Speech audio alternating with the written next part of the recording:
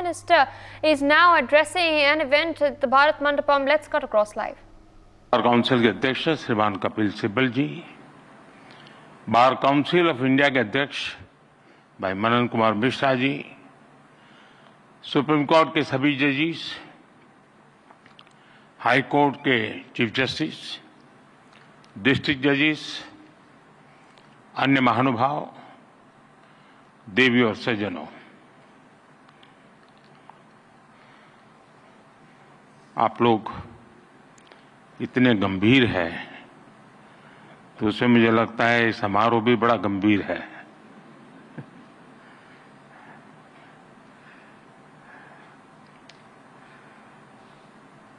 कुछ ही दिन पहले मैं राजस्थान हाई कोर्ट के प्लेटिनम जुबिली सेरेमनी में गया था और आज सुप्रीम कोर्ट के 75 वर्षों की यात्रा के उपलक्ष्य में जिला न्यायपालिका का राष्ट्रीय सम्मेलन हो रहा है। सुप्रीम कोर्ट के 75 वर्ष ये केवल एक संस्था की यात्रा नहीं है, ये यात्रा है भारत के संविधान और संवैधानिक मूल्यों की। ये यात्रा है एक लोकतंत्र के रूप में भारत के और परिपक्व होने की, और इस यात्रा में हमारे संविधान निर्माताओं का, न्यायपालिका के अनेकों मनीषियों तक का योगदान बहुत महत्वपूर्ण रहा है। इसमें पीढ़ी दर पीढ़ी उन करोड़ों देशवासियों का भी योगदान है जिन्होंने हर परिस्थिति में न्यायपालिका पर अपना भरोसा अडिग रखा है।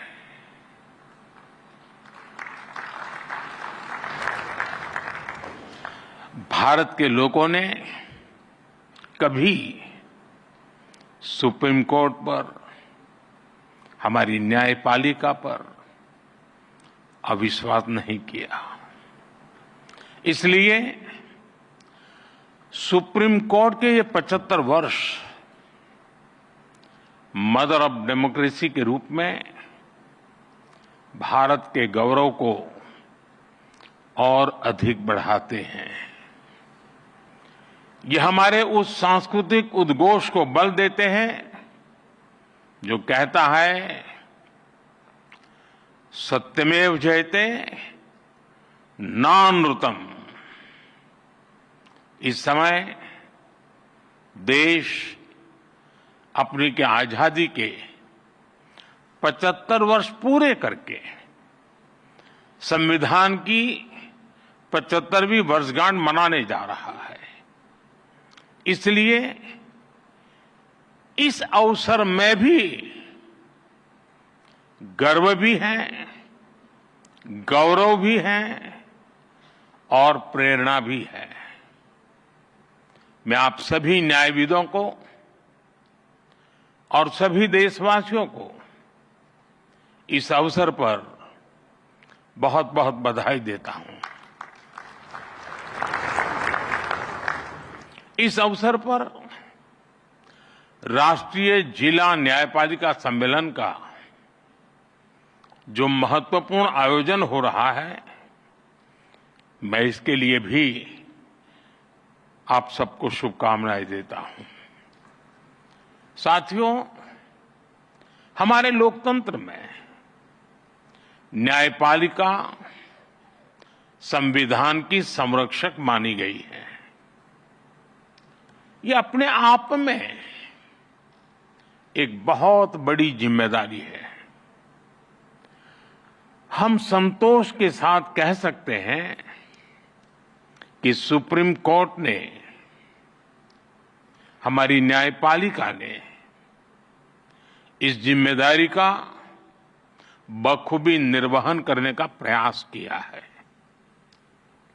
आजादी के बाद न्यायपालिका ने न्याय की भावना की रक्षा की। आपातकाल जैसा काला दौर भी आया, तब न्यायपालिका ने संविधान की रक्षा में अहम भूमिका निभाई। मौलिक अधिकारों पर हुए प्रहार तो सुप्रीम कोर्ट ने उनकी रक्षा भी की।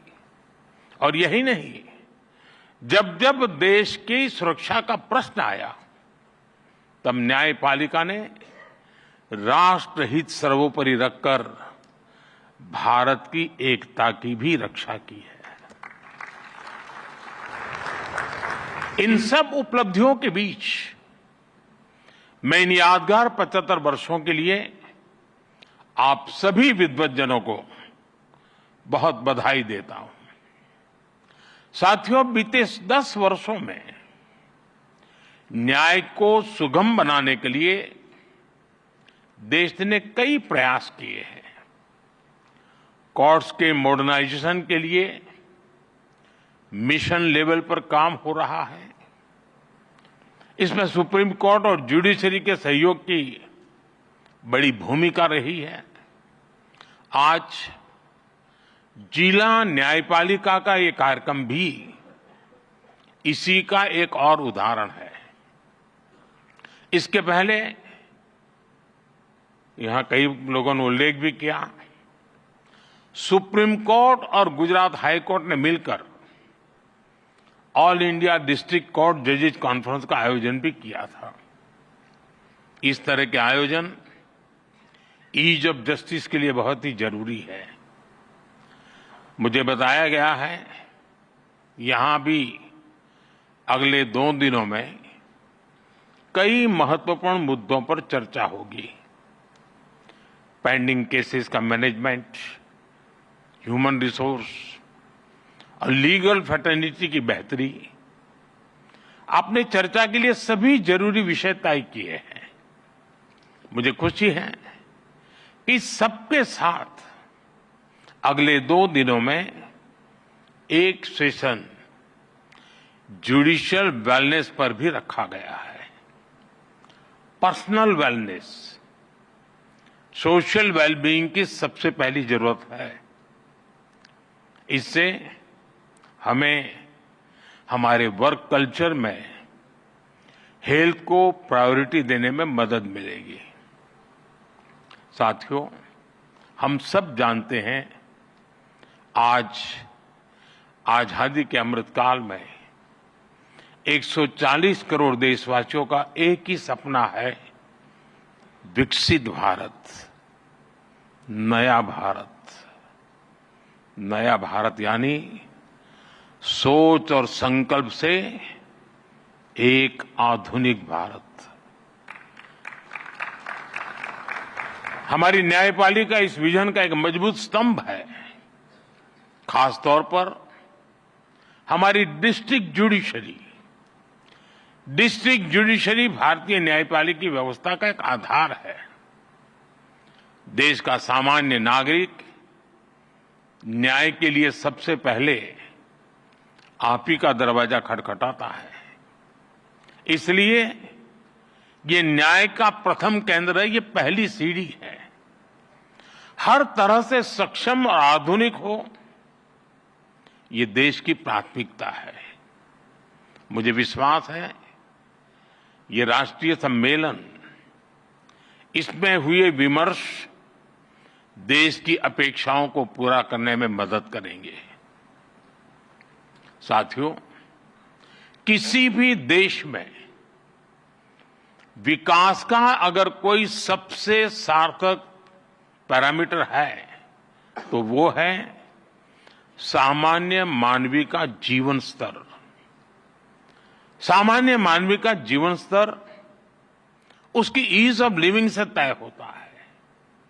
और सरल सुगम न्याय ये ईज ऑफ लिविंग की अनिवार्य शर्त है। ये तभी संभव होगा जब हमारी डिस्ट्रिक्ट कोर्ट्स आधुनिक इंफ्रास्ट्रक्चर और टेक्नोलॉजी से लैस होगी। हम सब जानते हैं कि आज डिस्ट्रिक्ट कोर्ट्स में करीब 4.5 करोड़ केसेस पेंडिंग है। न्याय में इस देरी को खत्म करने के लिए बीते एक दशक में कई स्तर पर काम हुआ है। पिछले 10 वर्षों में देश ने जुडिशियल इंफ्रास्ट्रक्चर के विकास के लिए लगभग 8,000 करोड़ रुपए खर्च किए हैं। आपको एक और तथ्य जानकर खुशी होगी, पिछले 25 साल में जितनी राशि जुडिशियल इंफ्रास्ट्रक्चर पर खर्च की गई, उसका 75% पिछले 10 वर्षों में ही हुआ है।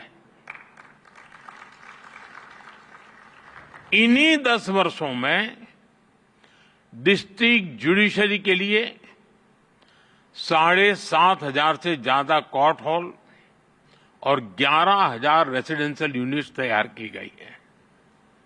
साथियों, मैं जब लीगल फ्रेटर्निटी के बीच आता हूं तो ई कोर्ट्स का विषय आना बहुत स्वाभाविक है।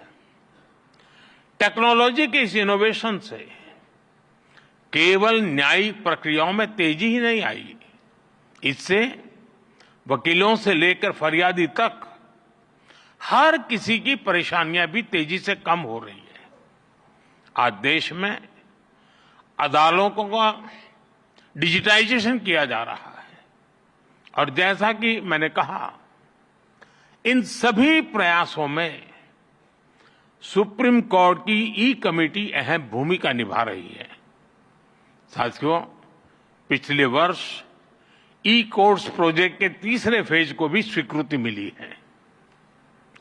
हम एक यूनिफाइड टेक्नोलॉजी प्लेटफॉर्म तैयार करने की दिशा में आगे बढ़ रहे हैं। इसके तहत artificial intelligence, optical character recognition जैसी उभरती हुई टेक्नोलॉजी का इस्तेमाल होगा।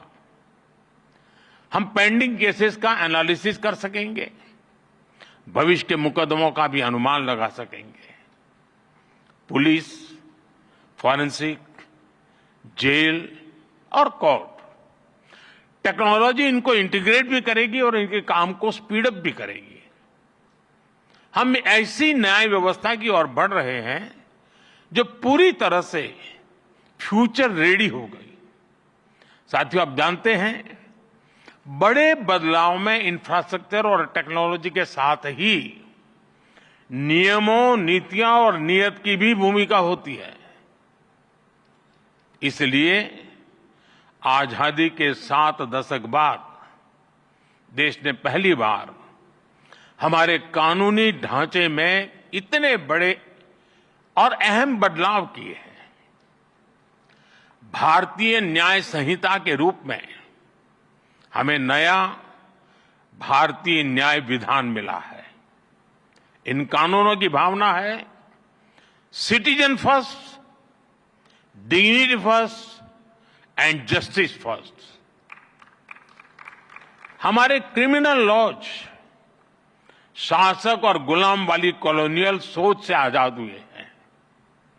सेडिशन जैसे अंग्रेजी कानूनों को खत्म किया गया है। न्याय संहिता की सोच नागरिकों को सजा देगा, यही एकमात्र नहीं है, लेकिन नागरिकों को सुरक्षा देना भी है। इसलिए एक और महिलाओं और बच्चों के खिलाफ होने वाले अपराधों पर सख्त कानून बने हैं। दूसरी ओर पहली बार मामूली अपराधों में सजा के तौर पर कम्युनिटी सर्विस का प्रावधान किया गया है।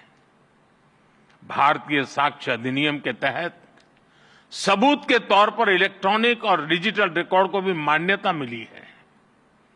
भारतीय नागरिक सुरक्षा संहिता के तहत इलेक्ट्रॉनिक मोड में समन भेजने की व्यवस्था बनाई गई है। इससे न्यायपालिका पर पेंडिंग केसेस का बोझ भी कम होगा। मेरा आग्रह होगा, सुप्रीम कोर्ट के मार्गदर्शन में डिस्ट्रिक्ट जुडिशरी को इस नई व्यवस्था में ट्रेन करने के लिए नए इनिशिएटिव्स भी जरूरी है। हमारे जजेस और वकील साथी भी इस अभियान का हिस्सा बन सकते हैं।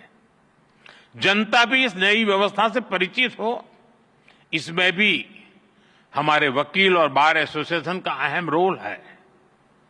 साथियों, मैं देश और समाज के एक और ज्वलंत विषय को आपके समक्ष उठाना चाहता हूं।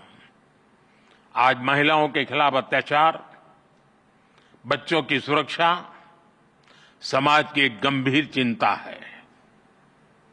देश में महिलाओं की सुरक्षा के लिए कई कठोर कानून बने हैं। 2019 में सरकार ने फास्ट ट्रैक स्पेशल कोर्ट की स्थापना की योजना बनाई थी।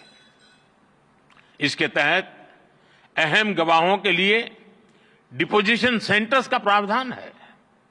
इसमें भी डिस्ट्रिक्ट मॉनिटरिंग कमिटीज की भूमिका महत्वपूर्ण हो सकती है। इस कमेटी में डिस्ट्रिक्ट जज, डीएम और एसपी भी शामिल होते हैं। क्रिमिनल जस्टिस सिस्टम के विभिन्न पहलुओं के बीच समन्वय बनाने में उनकी भूमिका अहम होती है। हमें इन कमेटियों को और अधिक सक्रिय करने की जरूरत है। महिला अत्याचार से जुड़े मामलों में जितनी तेजी से फैसले आएंगे, आधी आबादी को सुरक्षा का उतना ही बड़ा भरोसा मिलेगा। साथियों, मुझे विश्वास है कि यहां जो विमर्श होगा उससे देश के लिए बहुमूल्य समाधान निकलेंगे। जस्टिस टू ऑल का रास्ता मजबूत होगा। मैं एक बार फिर आप सबको इस पवित्र समारोह और समागम और चिंतन मनन में जरूर अमृत निकलेगा, इस आशा के साथ अनेक अनेक शुभकामनाएं देता हूं। बहुत बहुत धन्यवाद। For more such videos, subscribe to the NewsX YouTube channel, hit the bell icon.